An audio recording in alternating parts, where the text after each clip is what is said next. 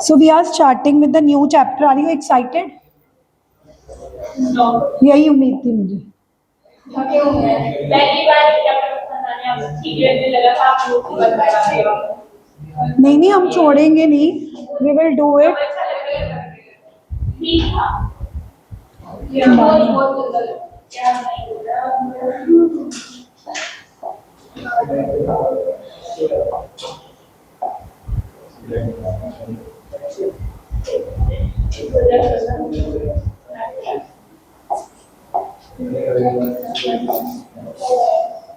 इसमें शो क्यों नहीं है? डाउनलोड नहीं हुआ ना? करना पड़ेगा. ओके.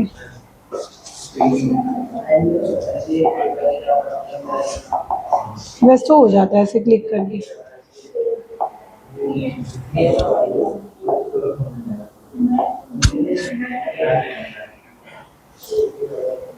अब हुआ. ओके गाइस, कर दी स्टार्ट वीडियो. बस मैं ना सारी वीडियो के स्टार्टिंग में गाइस गाइस ही बोल रही होती हूँ. Hello guys, welcome back to my YouTube channel. Like, share, subscribe. Yes, तुम तो कर लो कम से कम. यूट्यूब में स्टेटस करा, मैं स्टेटस में डालती हूँ. तू तो मेरे ख्याल से एक्टिव ही नहीं है व्हाट्सएप पे, है ना? मैंने इंस्टाग्राम पे डाल दिया. नहीं, मैंने इंस्टाग्राम पे डालती हूँ. फिर वो जो इंस्टाग्राम पे वही वाला लिंक व्हाट्सएप स्टेटस में शेयर करती हूँ कि मतलब कम्युनिटी बढ़ाने के लिए. लेकिन मेरी ऐसी कम्युनिटी है, मेरे ऐसे ऐसे बच्चे हैं जो कभी कोई लाइक नहीं करते, शेयर नहीं करते. चलो, हाँ सही में ये करना पड़ेगा. चलो okay guys, now we are going to start atomic structure. अगर हम एटॉमिक स्ट्रक्चर के स्टार्टिंग की बात करें तो थोड़ा हिस्टोरिकल चैप्टर लगेगा, क्योंकि तुम्हें लगेगा कि एटम की किसने डिस्कवरी करी, एटम के अंदर इलेक्ट्रॉन्स होते हैं, प्रोटॉन्स होते हैं, किसने डिस्कवर किया, है ना? But let me tell you, उन पे कभी क्वेश्चन नहीं आते, है ना? तो जिन जिन टॉपिक्स के ऊपर क्वेश्चन, देखो यार, अब दादाजी ने कुछ करा और रिवॉर्ड तो देना ही पड़ता है ना. अब उनको भी अच्छा लगेगा कि हाँ, उनकी आत्मा को भी मेरे को याद कर रहे हैं, इसलिए कई बार क्वेश्चन नहीं भी आते. But just to give the tribute कह लो या गिव द पायनियर, तो हमें करना ही पड़ता है.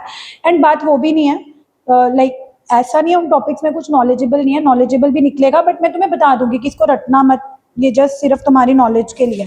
तो let's start with the chapter atomic structure. What do you understand by atom? Atom जो वर्ड है ना, हाँ, it's a Greek word. But मैं तुम्हें बताती हूँ, ए का मतलब क्या होता है? ए का मतलब होता है नॉट. जैसे फॉर एग्जांपल, जब कोविड में तुम्हें सिम्टम्स नहीं आते थे तो तुम बोलते थे एसिम्प्टोमेटिक, ए वर्ड.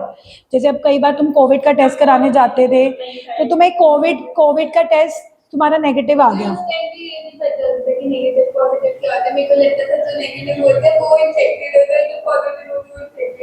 पर उल्टा होता है.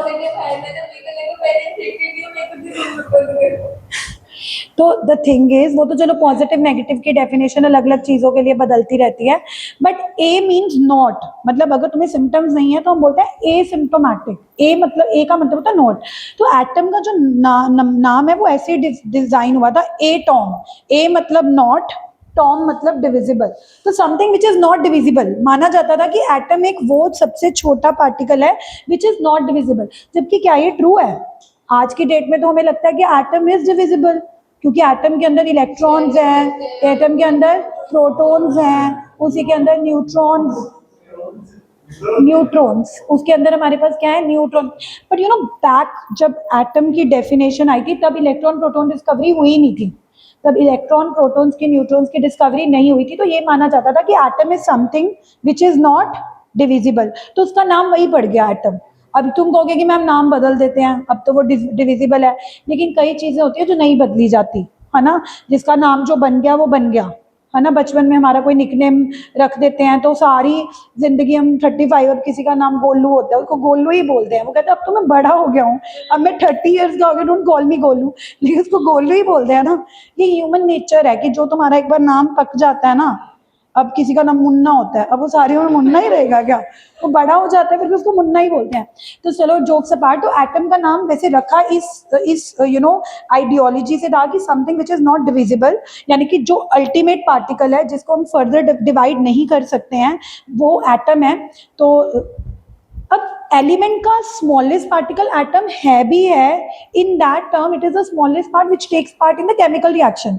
यानी कि जब केमिकल रिएक्शन होती है, अब मान लो सोडियम रिएक्ट कर रहा है, तो सोडियम ही रिएक्ट करेगा ना, ये तो नहीं है ना कि उसके 11 प्रोटॉन बाहर आ जाएंगे रिएक्ट करने, 11 इलेक्ट्रॉन बाहर आ जाएंगे।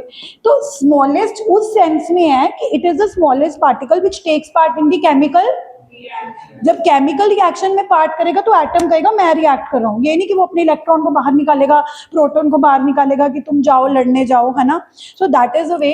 सो yes, it is the smallest particle which takes part in the chemical reaction, okay, but otherwise it is not the indivisible particle. हम इसको इंडिविजिबल नहीं बोल सकते हैं क्योंकि आज की डेट में हमें पता है कि it can be divided further subdivided into electrons, it can be further subdivided into protons and of course the neutrons, and you won't believe there are further subatomic particles also। इनके अलावा भी subatomic particles exist करते हैं, लेकिन हमारे syllabus के हिसाब से हमें इन तीनों के बारे में पता हो वही more than sufficient है। तो आगे चलते हैं।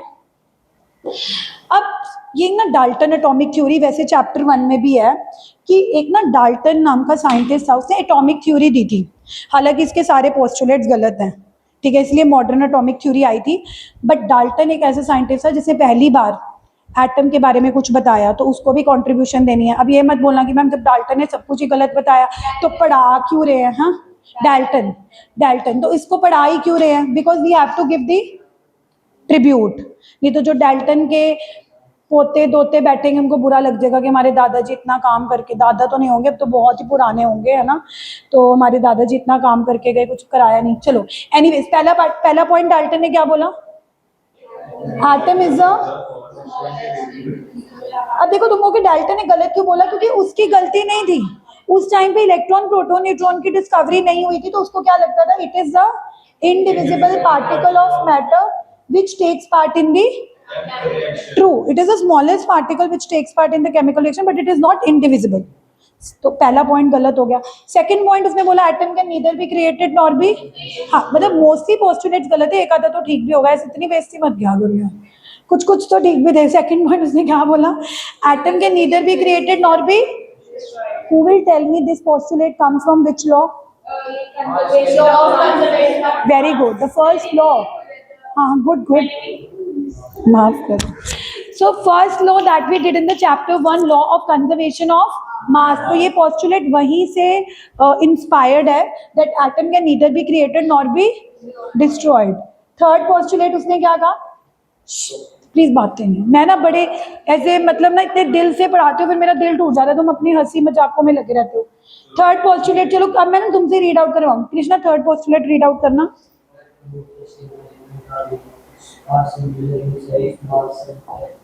ओके, थर्ड पोस्टुलेट कह रहा है कि जब सेम एलिमेंट होगा ना, उसके एटम सेम इन साइज होंगे, सेम इन मास होंगे, जबकि ये पॉइंट भी गलत है। जरा देखो, हाइड्रोजन एलिमेंट है, इसका एक ऐसा आइसोटोप भी एग्जिस्ट करता है विद मास 1, एक ऐसा आइसोटोप भी एग्जिस्ट करता है विद मास, और एक ऐसा आइसोटोप भी एग्जिस्ट करता है विद मास। अब डाल्टन कहता था कि सेम एलिमेंट के एटम्स को सिमिलर होना चाहिए इन मास, फिर अगर हाइड्रोजन, ये तीनों हाइड्रोजन सेम एलिमेंट के हैं तो इनका मास अलग क्यों हो सकता है?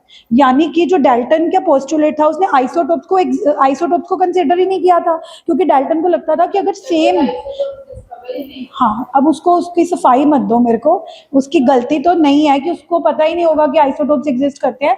तो जब कई चीजें नहीं डिस्कवर्ड होती तभी गलत दी जाती हैं, तो मे बी चलो उसके टाइम पे आइसोटोप्स की एग्जिस्टेंस नहीं थी या डिस्कवरी नहीं हुई थी, तो उसको लगा था कि सेम एलिमेंट के atoms are always same in size, in mass. लेकिन जब बाद में आइसोटोप्स आए तो डाल्टन के ऊपर क्वेश्चन उठा कि हाउ कैन यू से कि हमेशा सेम एलिमेंट के एटम सेम ही होते हैं, कभी कभी तो डिफरेंट भी तो होते हैं ना।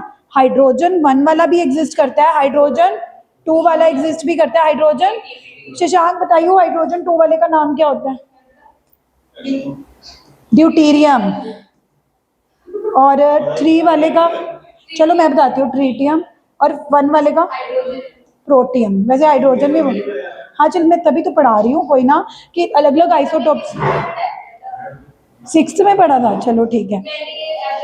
मैं पिछले जन्म से पढ़ के आई थी, पढ़ लो अब। कितने हाइड्रोजन होते हैं? मेरा सेंस ऑफ ह्यूमर अच्छा है ना वैसे, ठीक है। क्या? अरे नहीं, आई टेल यू, मेरे पास ना 3-4 साल पहले ना एक बच्चा आता था, वो ना इतना इंटेलिजेंट था ना, मुझे ऐसे लगता था कि उसको ना बिना पढ़ाए कुछ आ, तो मैं बोलती थी तो अपने मम्मी के पेट से ही बढ़ गया है, उसको सब कुछ पता होता था, लाइक एवरीथिंग। मैं उसको भी बताती थी, ma'am no no will do this this this this this. And ऐसा नहीं कि वो टेकिंग एनी एक्स्ट्रा कोचिंग और he was going to school, he was having the only, हाँ नो नो नो, वो कोविड से पहले की बात है। कोविड के बाद चलो ऑनलाइन का थोड़ा ज्यादा बूम हुआ है। सो ही वाज अ वेरी, आप मेरे इंस्टाग्राम को फॉलो करो, जो मैंने उसमें सबसे पहली पोस्ट डाली हुई है जिस स्टूडेंट की, जिसके 100 आउट ऑफ 100 केमिस्ट्री के आए थे, his name is Deepanshu, now is working in IT company, उसकी बात मैं कर रही हूँ। हैं? तुम्हारी जॉब अपनी मेहनत पे ही लग सकती है। चलो एनीवेज, तो थर्ड आइसोटोप गलत हुआ, और उसने बोला कि डिफरेंट एलिमेंट के एटम हमेशा डिफरेंट होंगे। अब देखो, आर्गन, आर्गन सुनो please, argon and potassium different element है। इसका एटॉमिक मास कितना है? नंबर, इसका एटॉमिक नंबर कितना होता है? पर दोनों का मास सेम है। तो जब डाल्टन ने बोला कि अगर डिफरेंट एलिमेंट्स हैं तो they should be different in all the respect, but कभी कभी वो सेम भी तो हो रहे हैं ना। तो यानी कि जो थर्ड पोस्टुलेट था डाल्टन का, ये रॉन्ग हो गया, और ये सीधा सीधा मुकद के पेपर में पोस्टुलेट्स आए हुए हैं, give the postulates of Dalton's atomic theory. पहला पॉइंट क्या बोला, याद करो? It is the smallest indivisible particle that takes part in the chemical reaction. Second point उसने क्या बोला? Atom can neither be created not be destroyed. अब कई बच्चे पता कैसे होते हैं? Atom can neither be created nor be destroyed. This postulate has been inspired from the law of conservation of mass. मतलब जो लाइन में बोल देती हूँ वो सारी लिख के आते हैं, ऐसे मत करना। Postulates should be written the way they are. You don't mod, you do, हाँ वही लिखाते हैं बच्चे, don't modify it all together. Third point क्या बोला? Atoms of same element are same in all the respect, that is same in size, same in mass, same in character. Similar होते ही as like होता है, same होते तो मेरे को तो लग रहा है ये ना, नहीं ये लग रहा है ये डाल्टन की कोई रिश्तेदार है, उसको उसको उसको वो कर रही है जस्टिफाई कि उसने सेम नहीं बोला, उसने सिमिलर बोला, बट सेम ही बोला ही। चलो ये एनीवेज उन्होंने लिख दिया। दीपांशु मिल गया। फोन नहीं यूज करना, फोन मत यूज करो, बाद में देख लेना, मेरे इंस्टाग्राम में सबसे पहली फोटो है उसकी। चलो उसके बाद बातें नहीं। अब डीमेरिट्स देखो उसके, no mention of atomic weights of element, no explanation of why do atoms combine. Dalton ने ये नहीं बोला कि एटम्स कंबाइन ही क्यों करते हैं, you know, why did they take part in the chemical reaction, what is the reason? जब एक हाइड्रोजन एटम है उसको क्या पड़ी है कि मैं क्लोरीन के साथ कंबाइन करके HCl बनाऊं? तो एक तो उसने केमिकल कॉम्बिनेशन का कोई रीजन नहीं दिया था, और एक उसने एटॉमिक वेट्स की कोई मेंशन नहीं करी थी, मतलब एटॉमिक वेट्स के बारे में कुछ बात नहीं करी थी उसने, तो ये इसके डीमेरिट्स थे। उसके बाद आगे चलते हैं। ओके अब मेरी बात सुनो, अब हम आने वाले discovery of electrons, discovery of protons और डिस्कवरी ऑफ न्यूट्रॉन्स, जो आज तक पूछी नहीं जाती। तो discovery of electron cathode ray experiment से हुई थी। अब तुम मुझे बताओ कि you want this cathode ray tube experiment करना चाहते हो? करा हुआ है एनोड रे से। मेरी बात सुनो, मतलब मैं ना प्रैक्टिकली क्लास में कैथोड रे एनोड रे एक्सपेरिमेंट्स करवाती नहीं हूँ, मतलब मैं सिर्फ तुम्हें थोड़ा सा अगर ओवरव्यू चाहते हो तो मैं दे देती हूँ, नहीं तो मैं स्ट्रेट फॉरवर्ड वहीं पे आती हूँ जिनसे क्वेश्चन आएंगे। What you want? You want हैं? ऊपर से बता दीजिए। तो देखो, डिस्कवरी ऑफ इलेक्ट्रॉन किसने करी थी? जे थॉमसन ने। Discovery of electron was done by J Thomson. लेकिन जे थॉमसन ने इलेक्ट्रॉन की डिस्कवरी करी थी, बट उससे पहले एक कैथोड रे एक्सपेरिमेंट आया था। कौन सा एक्सपेरिमेंट आया था? और कैथोड रे एक्सपेरिमेंट नाम ही पता लग रहा है कि कुछ कैथोड रेज की डिस्कवरी हुई थी। एक सेकेंड, तो सबसे पहले कैथोड रे एक्सपेरिमेंट दिया था विलियम क्रूक्स ने। किसने दिया था? बट विलियम क्रूक्स को इलेक्ट्रॉन की डिस्कवरी करने का क्रेडिट नहीं मिलता। देखो जो कैथोड रेज थी ना वही स्ट्रीम ऑफ इलेक्ट्रॉन्स थी, लेकिन ये बात विलियम क्रूक्स को नहीं पता लगी थी। विलियम क्रूक्स ने तो कहा था कि जब आप एक ग्लास की ट्यूब लेते हो, जब आप क्या लेते हो, एक ग्लास की ट्यूब, ठीक है, ऑब्वियसली उसमें अगर आप एक इलेक्ट्रोड को नेगेटिव पोटेंशियल से कनेक्ट करोगे it will act as cathode, और दूसरे इलेक्ट्रोड को पॉजिटिव से कनेक्ट करोगे तो that will act as an anode. और इसके अंदर उसने एयर ली थी, क्योंकि ऑब्वियसली उसके अंदर उसको कोई मैटर तो लेना ही था, क्योंकि अगर वो किसी चीज की डिस्कवरी करने की कोशिश कर रहा है तो अंदर कुछ होना भी तो चाहिए, तो वैक्यूम थोड़ा रखेगा। तो उसने अंदर कौन सा मटेरियल लिया था? एयर। और जब एयर किस पे लिया था? At very very low pressure. तो जब उसने हाई वोल्टेज अप्लाई करी, मतलब जो वो एक्सपेरिमेंट कर रहा था, तो एक वोल्टेज इतनी ज्यादा हाई होगी कि उसने कुछ रेज निकलती हुई दिखी। उसको कैथोड से क्या निकलती हुई दिखी? अब ये रेज तो कलरलेस होती हैं, है ना, तो फिर पता, यस, हाँ, जो उसने क्या किया यहाँ पे उसने फ्लोरोसेंट मटेरियल लिया। कौन सा मटेरियल लिया? फ्लोरोसेंट मटेरियल क्या होता है? जब उसके ऊपर रेज पड़ती हैं तो कुछ सिंटिलेशंस प्रोड्यूस होती हैं, कलर्ड सिंटिलेशंस। तो जब ये रेज वहां पर पड़ रही थी तो कौन से कलर की सिंटिलेशंस प्रोड्यूस हो रही थी? तो यहां से पता लगा कि कुछ रेज ट्रैवल कर रही हैं। क्या ट्रैवल कर रही हैं? रेज। और कहां से कहां ट्रैवल कर रही हैं? फ्रॉम कैथोड टू, ये कैसे पता लगा कि कैथोड टू एनोड ट्रैवल कर रही हैं? क्योंकि सिंटिलेशंस कौन से एंड पे प्रोड्यूस हो रही थी? एनोड एंड पे प्रोड्यूस हो रही थी। तो अगर सिंटिलेशंस एनोड एंड पे प्रोड्यूस हो रही थी तो चांसेस इसी चीज के थे ना, that rays are travelling from cathode to, rays are traveling from cathode to, and because these rays were traveling from cathode to anode, तो एप्ट ही बनता था कि इस रेस का नाम क्या पड़ गया? Cathode rays. इस रेस का नाम क्या पड़ गया?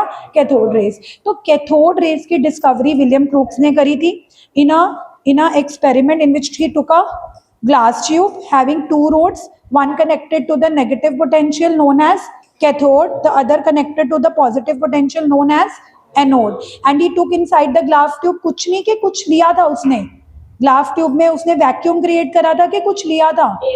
एयर ली थी। और एयर को उसने किस कंडीशन पे लिया था? At very very low pressure, and on applying a very very high voltage through the this generator, क्या हुआ था कि कुछ टाइम बाद कुछ रेज निकली जिनकी वजह से एनोड पर क्या प्रोड्यूस हुई? Scintillations of which colour? Green colour. तो उसने यहाँ से ये मतलब इंटरप्रिटेशन करा कि कहीं ना कहीं कुछ रेज ट्रैवल करती हैं from cathode to anode which were named as cathode rays. हाँ, एनोड रेज अलग हो। अब इसकी कुछ प्रॉपर्टीज होती हैं। हाँ, जिंक सल्फाइड मटेरियल ही तो होता है, जो क्या कहते हैं, ये वाला मटेरियल कह रहे हो? जिंक सल्फाइड मटेरियल है, यहाँ पे शो भी करा हुआ है। कहाँ?